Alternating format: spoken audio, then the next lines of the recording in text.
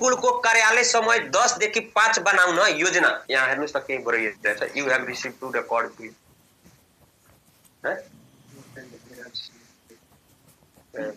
Deny गर्दिनु ल। के भनेको छ कि धेरै स्कुलको कार्यालय समय 10 देखि 5 बनाउने योजना जुन छ गोरखापत्रमा प्रदान गर्नुभयो। छोटो समयका धनकुटे प्रधानमन्त्री जुन थियो, छोटे समयका धनकुटे प्रधानमन्त्री देव शमशेरलाई के गर्यो, सम्मानमा 12 बजे तोप पड्काउने शिक्षा पिताले आदेश दिएका थिए।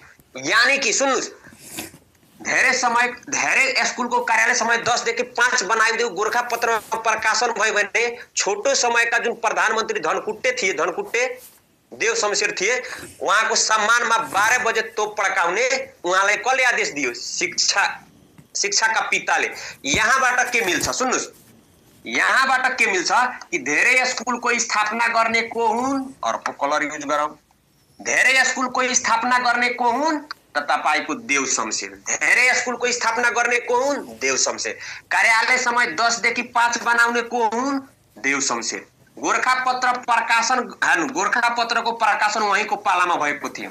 गोरखापत्रको प्रकाशन कसको, गोरखापत्र एउटा प्रकाशन समिति थियो, चन्द्र शमशेरको पालामा, के भन्छ हामीहरू, चन्द्र शमशेरको पालामा पढेको थियौं।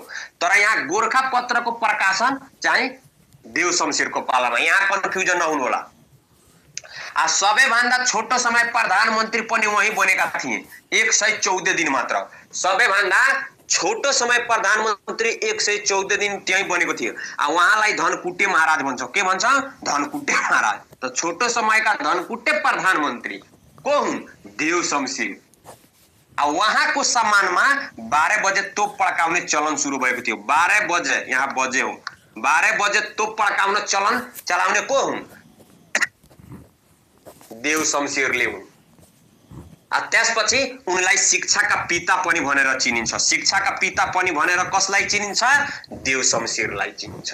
शिक्षाका पिता भनेर कसलाई चिनिन्छ, देव शमशेरलाई। त कति मजाको छ स्टोरी, आफै सुन्नु कि धेरै स्कुलको कार्यालय समय 10 देखि 5 योजना जब गोरखापत्रमा प्रकाशन भयो त त्यो बेला छोटो समयको लागि धनकुटे प्रधानमन्त्री जसलाई देव शमशेर भन्छ, उहाँको सम्मानमा 12 बजे तोप पड्काउने आदेश कसले दिए, शिक्षा पिताले दिए। त शिक्षा पिता भनेको त्यही हुन्, देव शमशेर हुन्।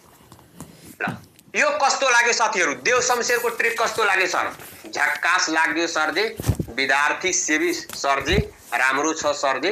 ल बस यति मात्र भयो कि कम्तीमा मैले पढाइराखेको जुन छु त्यो म मात्र बुझिराखेको छु